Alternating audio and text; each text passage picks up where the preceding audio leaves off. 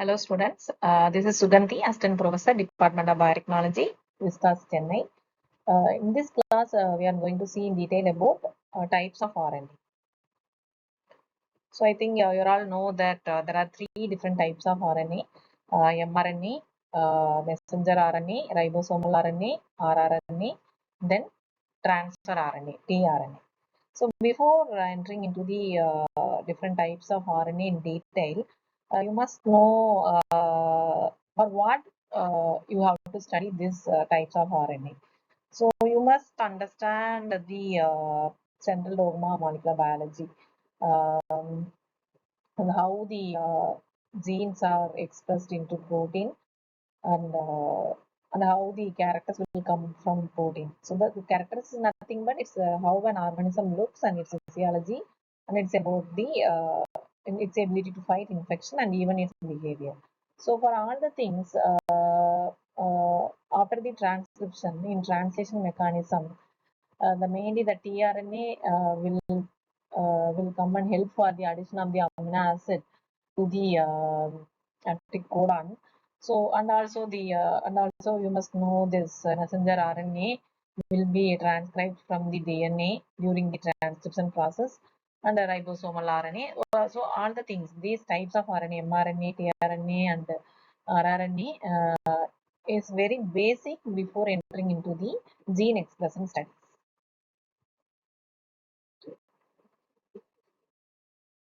So the major role of RNA is to participate in the protein synthesis. So to participate in the protein synthesis, which requires three classes. Okay, mainly the messenger RNA, which is transcribed from the DNA through transcription process, and the transfer RNA, tRNA, then ribosomal RNA, rRNA. So there are three types of RNA: mRNA, tRNA, and rRNA. Messenger RNA. This messenger RNA is transcribed from DNA and carrying the information for protein synthesis. So, where the mRNA will be synthesized in the cell, actually in the nucleus, the mRNA is synthesized from the DNA through the transcription mechanism using the DNA polymerase enzyme. So, after the synthesis, this some post-transcriptional modification will takes place in this mRNA, and this mRNA will be transported into the cytoplasm for further translation mechanism. This is very, very important. So what is mRNA? mRNA is nothing but it is synthesized from the DNA during the transcription process. It is very simple. And you must know some structural characteristics of mRNA. This is the structure of mRNA. I told, right? After the mRNA synthesis, it must undergo some post-transcriptional modification. What is post-transcriptional? After the transcription. Post means after the transcription, some changes will take place in the mRNA to safeguard the mRNA. Like some changes will take place in the mRNA, like addition of the 5' cap in the 5' end of the mRNA, and addition of the poly A tail at the 3' end. And another important mechanism of post-translation mechanism is splicing. Okay, removal of introns and joining of the exons.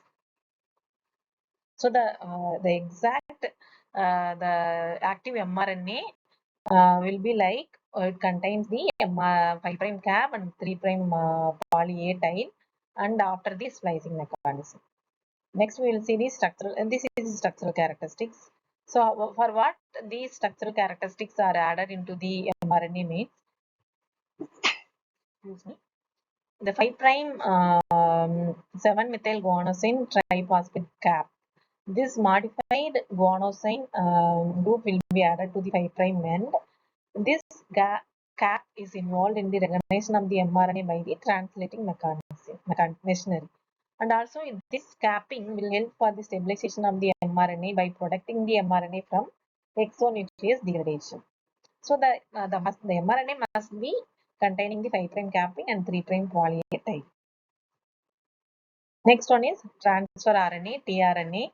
Uh, tRNA is a very small RNA molecule. It's contain about 80 nucleotides, and we know that RNA is a single stranded.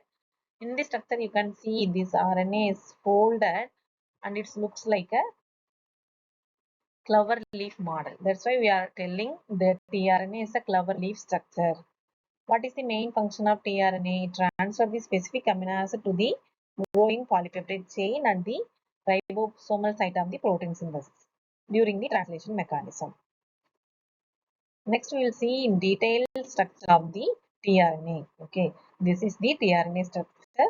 The tRNA is a single strand. You see here from 3' to 5'. It's folded like this, and you have to note down here the tRNA containing the amino. There are four main arms and one extra arms are present in the tRNA. Acceptor arm. Why we are calling this as acceptor arm means this acceptor arm is present at the 3' end of the tRNA molecule. Every amino acid will come and attach to this acceptor arm. So this arm is called as a acceptor arm. Okay, or amino acid attachment site. There are two different names. So opposite to this amino acid acceptor arm, there will be an anticodon arm. What is anticodon arm? For example, in the mRNA, there will be a codon like GCC.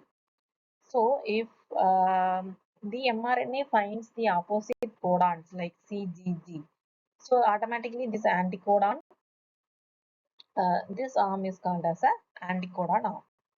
Then next one is in the left side, there will be a DHU arm and T-C arm. Here the modified molecule is there, so that's why due to this presence of this molecule, this arm is called as T. This modified chemical is called as pseudouridine. T pseudouridine C arm. Then opposite to this T pseudouridine C arm, there will be a THU arm. So based on the nucleotide present in the arm, the arms are named. And another one is the small extra arm. So there will be a 5 main arms or loops which is present in the tRNA structure. One is acceptor arm, anticodon arm, DHU arm, T pseudouridine C arm, then extra arm. And the main important thing is the tRNA looks like a clover leaf. So we are calling the secondary structure of tRNA as a clover leaf structure of tRNA. There are different pictures which showing the acceptor arm, anticodon arm, and T loop. This T pseudouridine C arm is also called as T loop, and the DSU arm is also called as D loop. There are two different names for the arms or loops. Now we will see one by one in detail. Accept arm. For writing these points, please take the picture of tRNA and you just see what is present in the acceptor arm. Like, so the acceptor arm is present at the 3' end of the tRNA. It has 7 base pairs and the end sequence is unpaired like cytosine, adenine and the 3' end.